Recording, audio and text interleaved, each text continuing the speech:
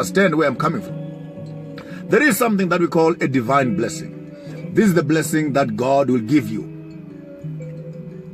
No matter what you do, no matter what you don't do, there are blessings that God has in store for you. They are not subject to. The mercies of the Lord are not subject to our behavior. We don't teach righteousness by works. It's righteousness by faith. So they are what we call divine blessings. Next to divine blessings, the second level that I want to put in your head so that you think clearly, second level is your parental blessing.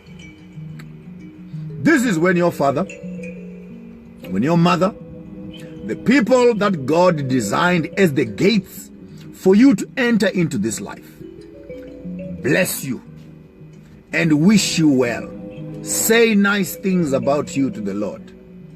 And God honors those blessings, those prayers, those pronouncements. I call those parental blessings. So blessing number one is what I call the divine blessing, when God blesses you in spite of yourself. Blessing number two is what I call a parental blessing, when you and your parents are on the same page and you are talking together nicely and you are in harmony, father and son, daughter and mother, and etc. And there is harmony right there. God will bless you. Divine blessings, parental blessings. Number three is what I want to call now the pastoral blessing or the prophetic blessings, which are pastor's blessings, where your pastor, the one who is looking after you spiritually, prays for you, wishes things to be upon your life. But take note that divine blessings, parental blessings, are not controlled by pastoral blessings. You cannot mess up the two levels of your responsibility on the top side and hope that you will access the pastor's blessings. No, get it clearly. What God can give you, God can give you. What your parents can bless you with, your pastor cannot bless you with. And what your pastor can bless you with, the fourth level of my blessing, for everyone out there who is going through a financial problem in your life, I have a solution for you today. This will mark the poorest that you were in your life ever since you were born. I challenge you, go to your account, I don't know how much is there, withdraw some money, go to your field, if you got some cattle, count some cattle. I don't know how many you're going to count, but maybe let's agree that you make 7 cattle that you can count. And after you've counted these 7 cattle, 700 rand, 7 rand, or 7,000 rand, I don't know what the Lord will impress on your heart. Have 7 envelopes that are in your hand and put each offering in each envelope. Get into town, get into the village, get into the bushes. I don't know where you are on the face of the earth. Find a blind person, give them 1 envelope. Find a widow, give them another envelope. Find a crippled person, give them another envelope. Find an orphan, give them another envelope.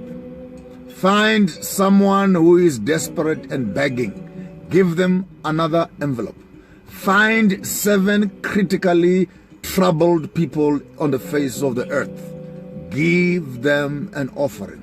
Start learning the concept of ubuntu. When you look after orphans and widows, God says you are looking after his wife and you're looking after his children. And whoever gives to the poor makes God to owe them. So go and give them. If you are really in trouble, to some of them whisper and say, please pray for me. Please pray for me. Please say a prayer for me. Please say a prayer for me. You will be shocked before you give away the 7th envelope. Someone will look in your eyes and say, truly there is a God in heaven and God has blessed me through you. You are an angel. Go home and wait and see how the Lord will respond to you responding and giving to those that are in need. There is no way we can be talking poverty unless we are talking getting things from God, so that we can look after our own selves. If we ask things from God, the idea is that we must become channels through which we push these things to thousands and millions of people who need our assistance. This is ubuntu. This is being African. In the old tradition of our traditions of Africa, we had no orphans, we had no widows, and we had no vagabonds walking on the streets, because every family, every community knew how to look after its own people. I challenge you, therefore, in this beautiful African month, I can do nothing more than just resurrect the old African traditions in our midst. We cannot push this responsibility to the church. We cannot push the responsibility to the governments and NGOs that they are looking after the poor. You need to have a tzedakah. It's also the Hebrew word. Tzedakah is an offering where you and your family are collecting on behalf of the community that is around you, and begin to be in the business of looking after God's children. When you do for God what he cannot do for himself, then God will do for you what you cannot do for yourself. As you do God's business, God then is in the business of doing your business. Then what do you become? You become a partner together with God in looking after his community. We did not need to learn this from a Eurocentric religion. As Africans, this is what we were.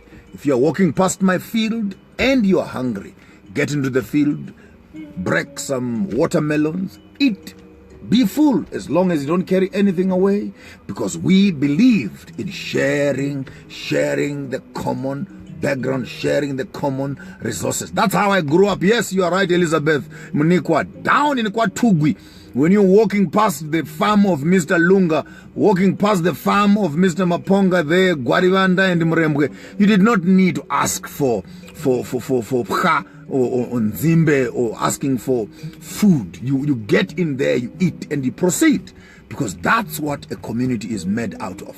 You look after me, and I look after you. When I have, you have. This is what community building is all about. If we can take this concept from an individual level to a family level, to a community level, to a society level, to a country level, we can then begin to talk about Africa finding its way back to its own conscience and its own being. So that when Zimbabwe is doing fine, South Africa is also doing fine, Mozambique is doing fine, Kenya is doing fine, and if our presidents can begin to have a sense of community, that we don't run these countries as they were divided to us by our colonial masters, who sat on a table one day and tore up a piece of paper and they distributed us to themselves like we're pieces of meat on the marketplace.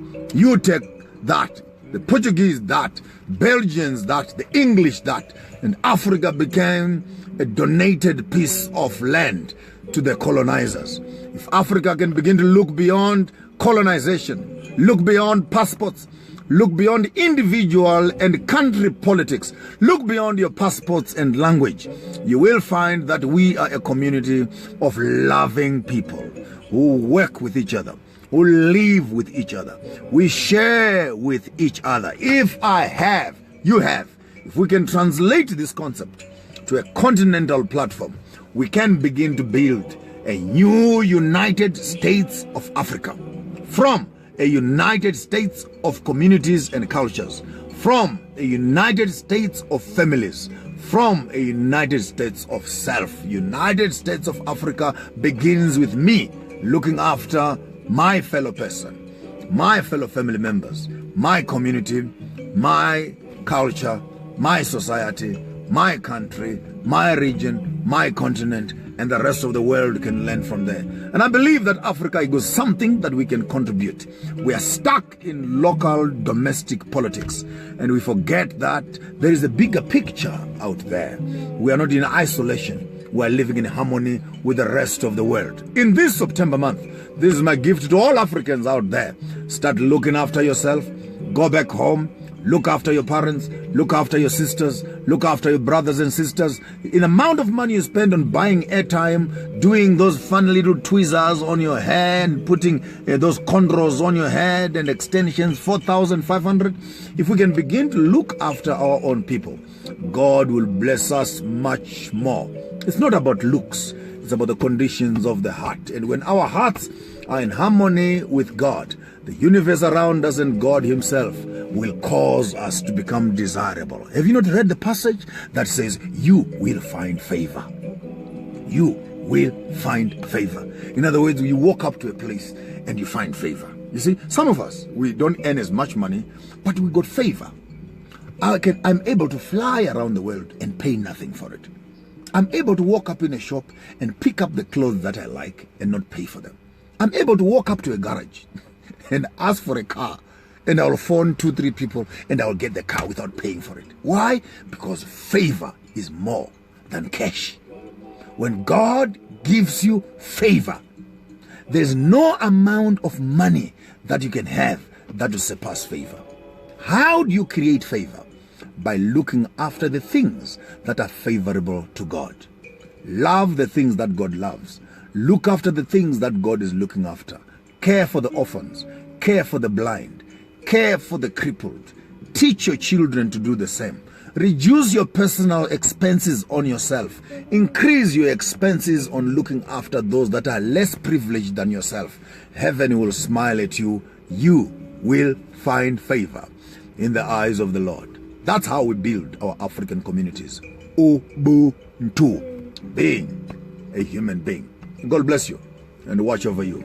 That's my best gift for you on this African month. Find your roots, water them, and the fruit will be predictable and sure. Until tomorrow, same time, afternoon drive. Your host, Maponga J. Love you all.